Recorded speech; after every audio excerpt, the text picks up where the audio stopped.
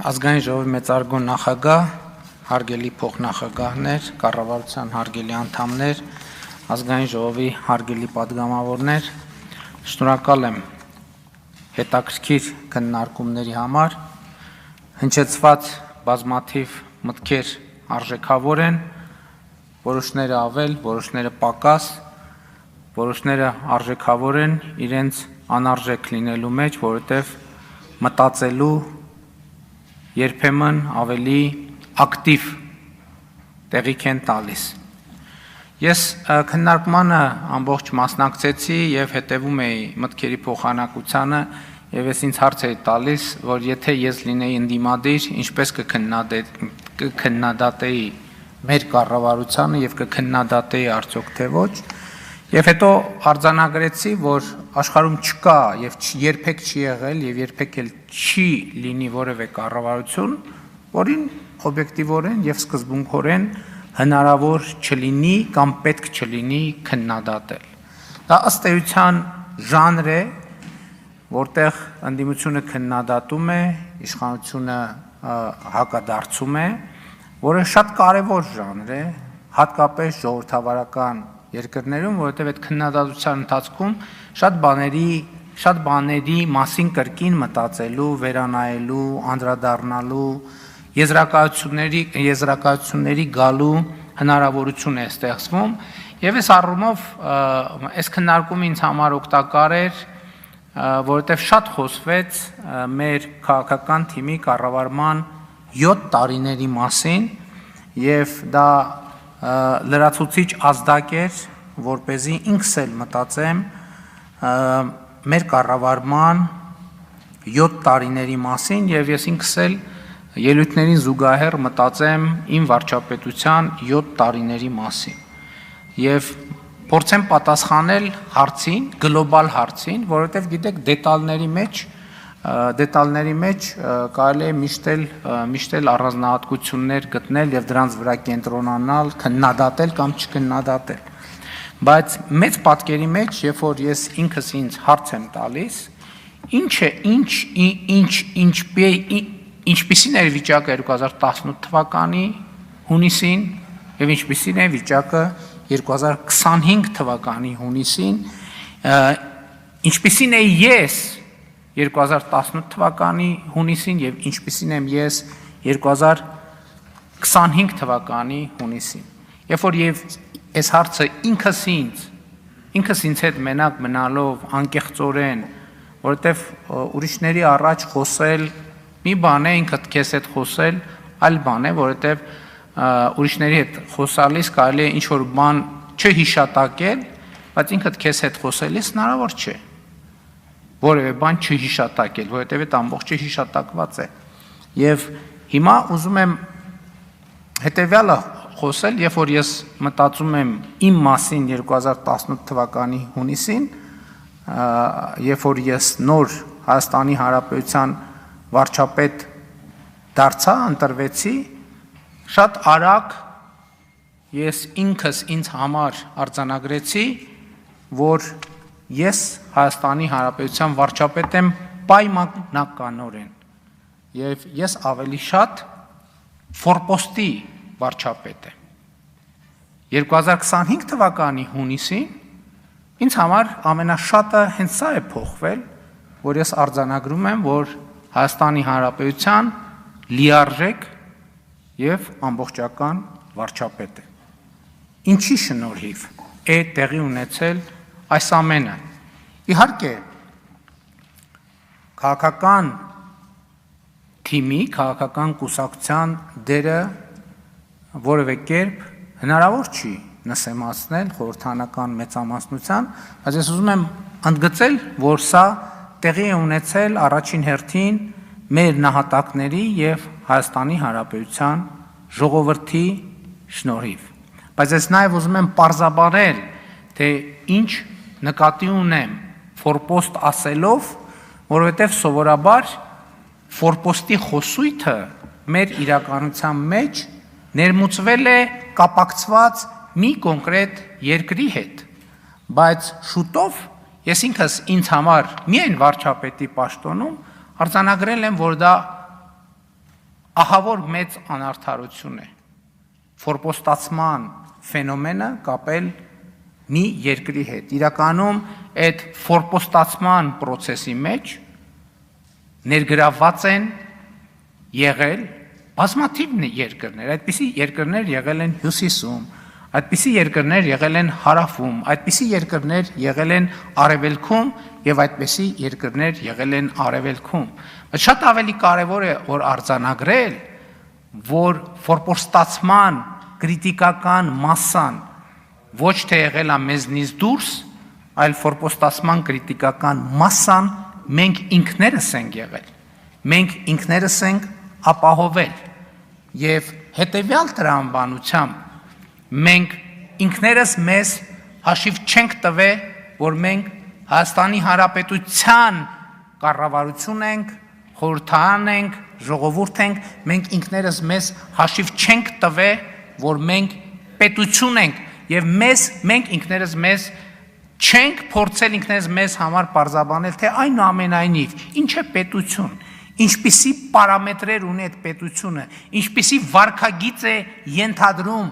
պետություն լինելը եւ որ վարքագիծն է, որ մեզ դնում է պետություն լինելու անդին։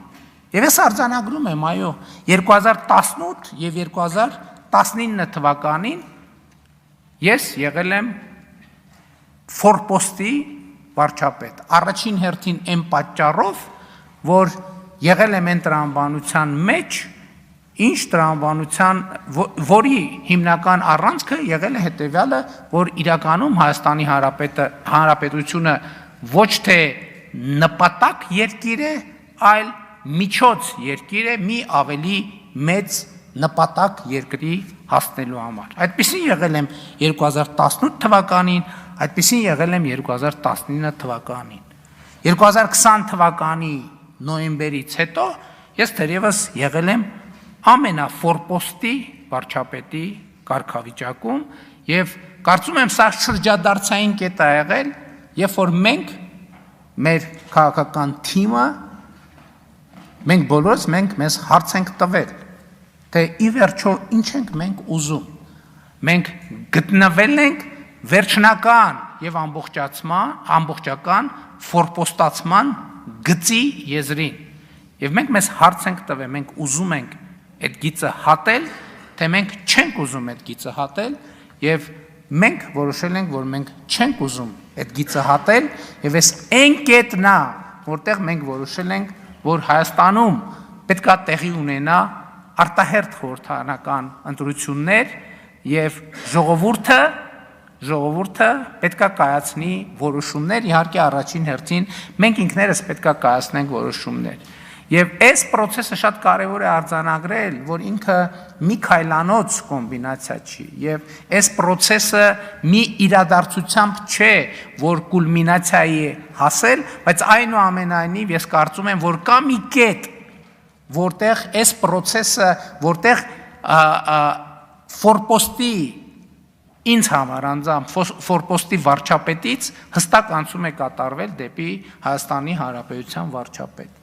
Այդ գործում իհարկե 2021 թվականի խորհրդարանական արտահերթ ընտրությունները շատ մեծ դեր են խաղացել, բայց ես ուզում եմ հստակ ասել, որ այդ կետը, ես գիտեմ այն օրը, երբ որ ես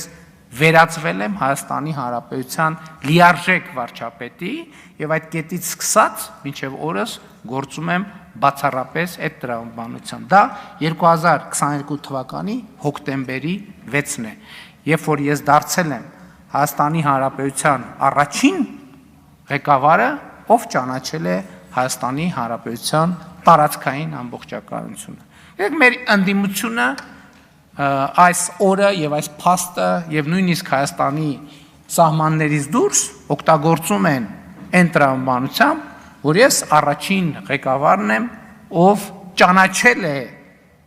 Լեռնային Ղարաբաղ Ադրբեջանի կազմում եւ ով ճանաչել է այդ տրամաբանությամբ Ադրբեջանի տարածքային ամբողջականությունը։ Եվ սա շատ կարեւոր եւ շրջադարձային պահ է, որովհետեւ իրականում եւ խորքային քաղաքական իմաստով եւ առարկայորեն ես ասում եմ մենք հիշենք այդ պահը։ Այդ մի ժամանակներ էր, երբ որ մենք արձանագրեցինք, որ նույնիսկ մեր ամենամոտ գործընկերները փաստորեն, եւ դա երևաց, դա ոչ թե տեսական թեզ էր, այլ պրակտիկ նշանակություն ունեցող միջավայր եւ իրավիճակ, երբ որ մեր նույնիսկ ամենամոտ երկրները մեր երկրի Հայաստանի Հանրապետության տարածքային ամբողջականությունը չեն ճանաչում։ Եվ սա մեզ համար շատ սթափեցնող մի բան էր։ Հենց այդ պահին էր, որ մենք ինքներս մեզ ստիպված էինք հարց տալ, բայց մի րոպե, մենք ինքներս Հայաստանի Հանրապետության տարածքային ամբողջականությունը ճանաչում ենք, որ մի հատ էլ ուրիշներից ենք նեղանում, որ Հայաստանի Հանրապետության տարածքային ամբողջականությունը չեն ճանաչում։ 2022 թվականի հոկտեմբերի 6-ին ես ճանաչել եմ Հայաստանի Հանրապետության տարածքային ամբողջականությունը, հասկանալով, որ Հայաստանի Հանրապետության տարածքային ամբողջականությունը պարփակված է հարևանների տարածքային ամբողջականությամբ։ Ինձ համար դա է այն կետը, որտեղ ավարտվել է ֆորպոստի վարչապետից դեպի Հայաստանի Հանրապետության վարչապետ տրանսֆորմացիա։ Եվ ես հիմա արձանագրում եմ, եւ արձանագրում այդ արել եմ, ուզում եմ նորից կրկնեմ, որ եւ ես սրանում միանշանակ համոզված եմ, որ մենք այսօր որպես պետություն ավելի անկախ ենք, քան երբևէ, ավելի ինքնիշխան ենք, քան երբևէ,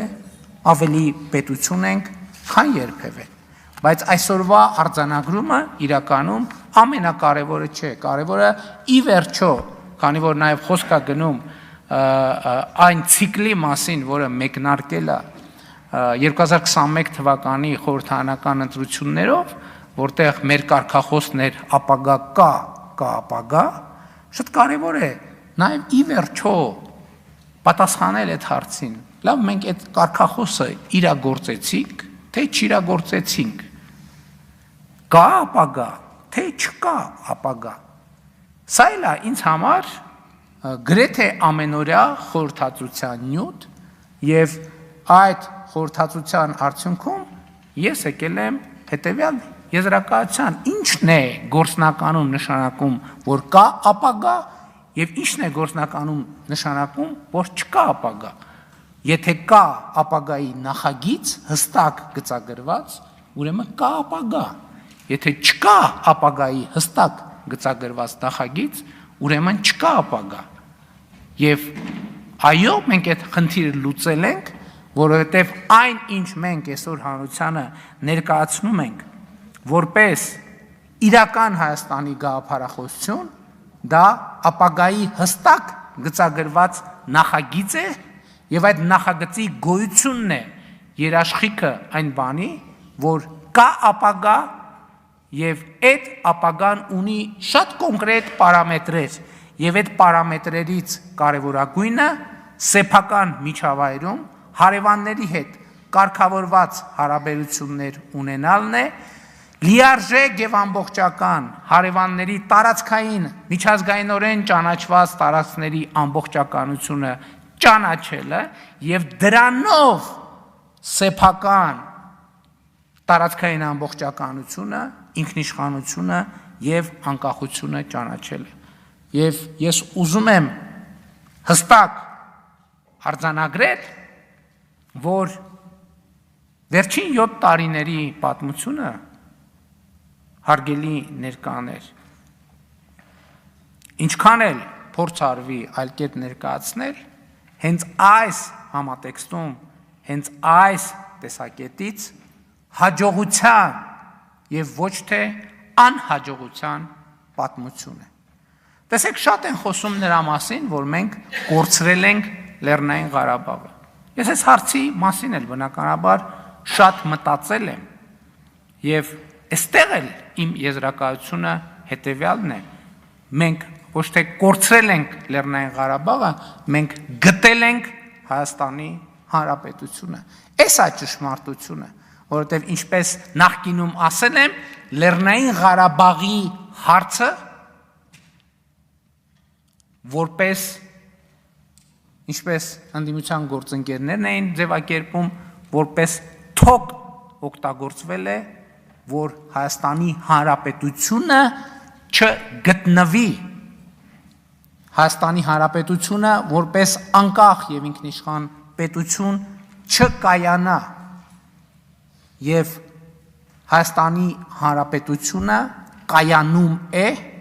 եւ Հայաստանի Հանրապետության ապագայի նկատմամբ ես եւ մենք բոլորս առնվազն ես, որովհետեւ բոլորի հետ չեմ խոսել, դրա համար իմ անունի այս թեմայով շատ մանրամասն չեմ խոսել, ավելի լավատես եմ, քան երբևէ եւ ելի ուզում եմ ասել, որ սա ոչ թե անհաջողության, այլ հաջողության պատմություն է եւ սա է իմ այս պահի ամենակարևոր արձանագրումներից մեկը։ Այստեղ շատ խոսում են, գիտեք, մենք էլ երբեմն տրվում ենք ընդդիմության նետած ձևակերպումներից։ Այստեղ խոսում են, որ Հայաստանի մեր վրայով բալիստիկ հրթիռներ են թռնում, մենք էլ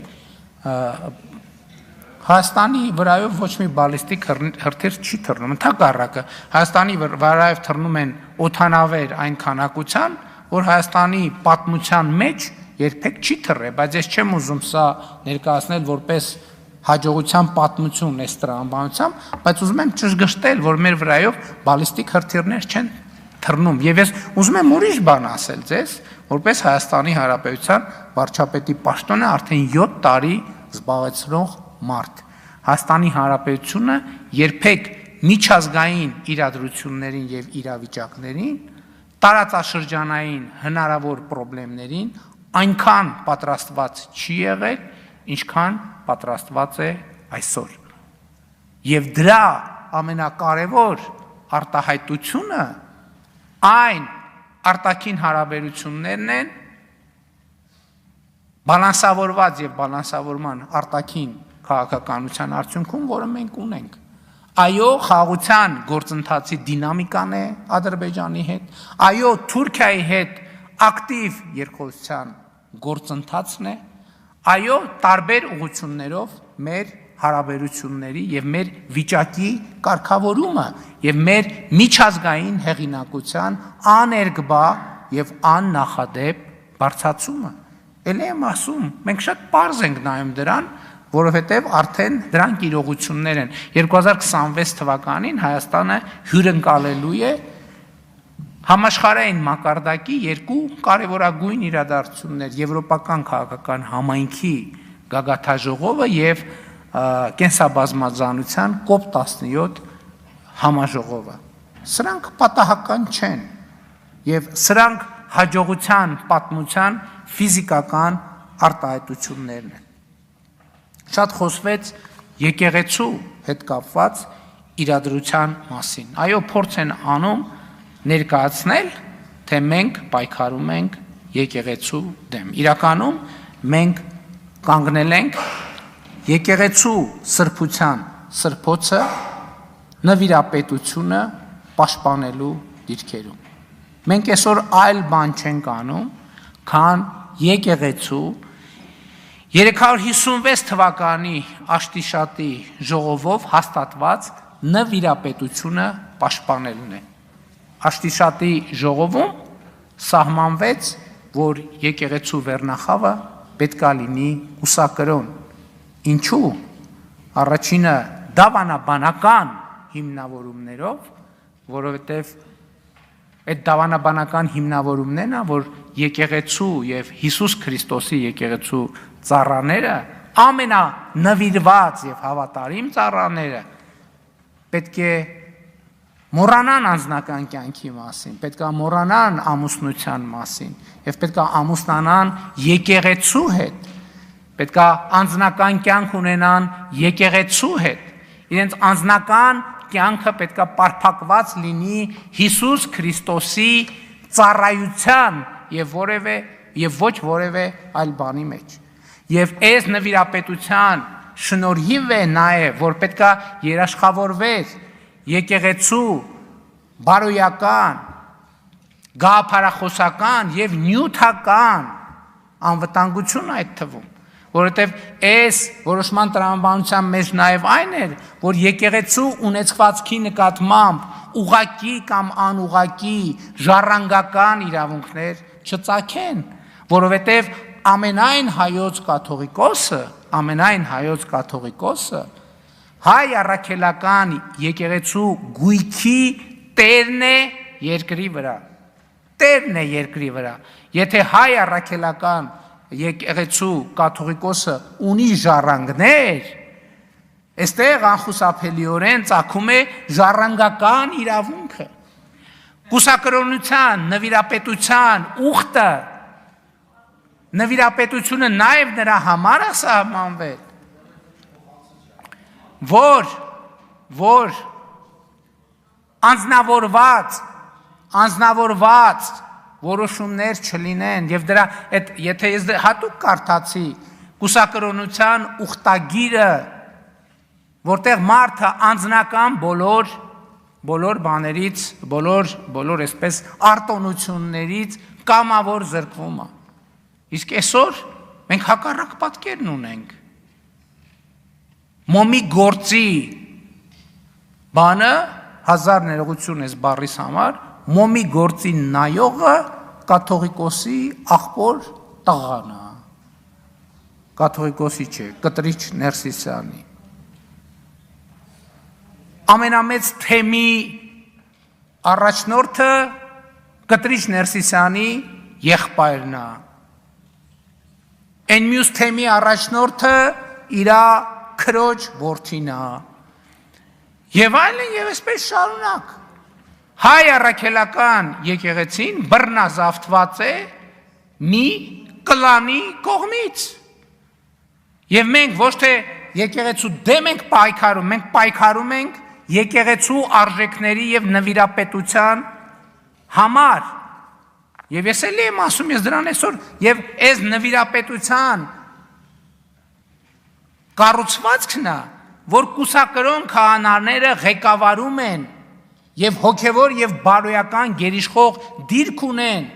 ամուսնացյալ քահանաների նկատմամբ։ Բայց մարդիկ, որ չեն կարող մի ամիս առանց ինչպես կնոջ ապրել, իրանք ինչ իրավունքով են ղեկավարում ամուսնացյալ քահանաներին, ովքեր իրենց ուխտը չեն խախտել, ովքեր Աստծու առաջ եւ հանրության առաջ ազնիվ են եւ իրենց ծառայության մեջ առաքինի։ Ով է օրինակ Կտրիչ Ներսիսյանին իրավունք տվել հրահանգ տալ ամուսնացյալ քահանային։ Ոնց կարա կուսակրոնության ուխտը խախտած եւ չեմ ուզում ամբյոնից էլ այդ բառը պաշարը օգտագործել, ասենք Սամվել Առաքելյան կոչվող ոմը մեկը ոնց կարա ամուսնացյալ եկեղեցա քահանաներին Խաչատրյան, ներողություն, Սամվել Խաչատրյան, ամուսնացյալ քահանաներին հրաման տա եւ նրանց նկատմամբ գերակա դիրք զբաղեցնի։ Ոնց կարա։ Դա անարգանք է բոլոր ամուսնացյալ քահանաների նկատմամբ։ Որտեւ ինչ ասես, որտեղ ասես անում են, մի հատ էլ գալիս են այդ բանի դիրքերից, որպես մարդիկ, ովքեր ամուսնացած են եկեղեցու հետ, գալիս են բարոյական եւ ոչ միայն իրավական բան են կիրառում։ Իշխանություն են կիրառում այդ փաստի բերումով, հասկանում եք, այդ փաստի բերումով։ Մի հատ էլ ոնց կար կաթողիկ ասում են կաթողիկոսի անձնական կյանքը։ Հասկանում եք։ Կաթողիկոսի անձնական կյանքը։ Մարդիկ, ով որ խոսում են այս իրավիճակի պաշտպանության մասին, նրանք քար առ քար քանդում են հայ առաքելական եկեղեցին, նրա նվիրապետությունը, նրա պատմությունը, նրա ավանդույթը, նրա արժեքը քանդում են, քանդել են, հիմա վերջին ավերակներն են ուզում տան, եւ մենք դա թույլ չենք տալու։ Ես ասում եմ ինքս որպես մարդ, ով ունի հոգեվոր զգացմունքներ։ Այսպիսի արտահայտություն միջամտություն եկեղեցու ներքին գործերին։ Հասկանում եք։ Սա ամեն ինչի մասին ասում է։ Հայ առաքելական եկեղեցու հետևորդները միջամտնում են եկեղեցու ներքին գործերին։ Ոնց կարա այդ հավատավոր մարդկանց եկեղեցին է։ Երբ որ իրանք դա պատկերացնում են որպես մի կլանի սեփականություն, այդ ժամանակ ոնց բանի մոմի գործը կտրիճի աղբորն է։ Այն բանի գործը, ասենք ենթադրենք, ով ձեռնադրվի, չձեռնադրվի, կաթողիկոսի բանի քրոջ որդին պետք է բանանի, ենթադրենք այն մյուս հարցը, այսինքն ես ինչ, դուք պղծել եք եկեղեցին, եկեղեցին դարձրել եք մի հատ բան, ասենք ենթադրենք մի հատ սպայից ավելի լավ սպան հարգելի գործունեություն է, ավազակների տեղ եք սարքել, ինչպես Հիսուս Քրիստոսը ասում է նոր կտակարանում, հաջորդը, այս նոր խոսույթը, այսինքն նոր չէ, հին խոսույթը, տենց անում են, որովհետև թուրքերն են տենց ուզել, տենց անում են, որովհետև ադրբեջանցին։ Այս մեր իրականության ամենախոշոր եւ ամենապրոբլեմատիկ կոմպլեքսն է։ Իրեք այդ խոսույթը այն ժամանակ էլ մենք էլ ենք տրվում այդ խոսույթ։ Լավ եկեք բանակի մասին չխոսենք, որովհետև դե թուրքերն ու ադրբեջանցիները լսում են։ Վայ դրա մասին դե դա գաղտնիք է։ Եկեք թուրքի ջրաղացին ջուր չլցնենք։ Եվ այլն եւ Այս մի հատ ուրիշ շատ կարևոր բան կա։ Ես երբ որ խոսում էի հայրենասիրության կայսերական մոդելի մասին, ես վերջերս մի հատ ուրիշ բան եմ հասկացել, որ մենք մեր աշխարհ ենք ալելու մեր սեփական զգայարանները եւ ֆորմուլաները, բանաձևերը զարգացնելու խնդիր ունենք։ Ես այս վերջերս թերևս ոչ հրապարակային մի հանդիպման ժամանակ ասացի հետեւյալը. մենք աշխարհը ընկալելու սեփական ֆորմուլաներ չունենք։ Եթե անկարծ Ադրբեջանը, Թուրքիան, Ռուսաստանը եւ մի քանի այլ երկրներ որոշեն մի ամիս ոչ մի հայտարարություն չանեն, մենք կհայտնվենք մութ սենյակում մի վիճակում, ով գաղափար չունի ընդհանրապես, ես որտեղ է հանգել։ Եվ սա մեր արտապետականության կարևոր առանձնահատկությունն է, որ ներդրված է։ Չեք տեսնում ես ինչ են խոսում։ Ինչ խոսում են, իրանք խոսում են այն ամեն ինչը, ինչ որ դնում են այստեղ, որևէ մեկը Հայաստանում ծնված ընկալում չի։ Մի մասը, այսինքն ամբողջը արտաքին խոսույթներից ծաղկակաղա, որը բերվում այս ամբիոն, եւ այս ամբիոնից մատուցվում է։ Եվ մենք պետք պարտավոր ենք առերեսվել այս խնդրի հետ։ Ընդդիմադիր պատգամավորն ասում, ասեք, ինչ եք ուզում մեր ժողովրդից։ Ես կարող եմ ասել, ինչ եմ ուզում մեր ժողովրդից։ Ես ուզում եմ, որ մենք ճանաչենք աշխարհը։ Ես ասել եմ բազմիցս, ոչ մեկ չի ասել, հետո իմիջիայլոց ոչ մի լրագրող հարց չի տվել, ասել եմ, երկրագունդը մեզ համար շարունակում է մնալ անծանոթ վայր, ոչ մեկ չի ասում, այդ ինչ ասցիր, այդ ոնց ասցիր, ոչ մեկ չի ասում, էսա, որովհետև մենք աշխարհի ընկալման մեր սեփական բանաձևերը չունենք, սրանում է պրոբլեմը, եւ աշխարհը շարունակում է մեզ համար մնալ անծանոթ վայր, եւ այդ է պատճառը, որ աշխարհի մեր ընկալումը այն է, որ աշխարհը մի հատ ծայրահեղ անարդար վայր է։ Իսկ կարող է պարզապես մենք չենք ճանաչում աշխարհը։ Մենք չգիտենք աշխարհը, չգիտենք այնտեղ ապրելու կանոնները։ Որովհետև եթե դու երթևեկության կանոնները չգիտես եւ անընդհատ վրաերթի ես ենթարկվում, այդ փողոցը քեզ համար ամենաանարդար վայրն է, դու չես հասկանում ինչ են քո վրայով անընդհատ մեքենա քշում։ Եվ ասում ես, այս ինչ անարդար տեղ եմ ես ընկել, Աստված, ուր ես նայում Աստված, ով երթևեկության անարդարություն, թող որ ես թքեմ քո բաց ճակատին, որովհետև դու չգիտես, որ դու հայտնվել ես մի տեղ, որտեղ որոշակի կանոններ կան, անցում կա, հոծգիծ կա, լուսացույց կա, Եվ պետք է իմանալ այդ կանոնները վրա երթի չենթարկվելու համար։ Մենք ուզում ենք, որ մենք ճանաչենք աշխարհը։ Էլի երկու բան կար ասելու, բայց թերևս դրանց կանդրադառնամ իմ Facebook-յան էջում։ Որովհետև այդ անդրադարձերը չեմ կարծում, թե արժանի են ազգային ժողովի ամբիոնից հնչեցնելու։ Շնորհակալ եմ։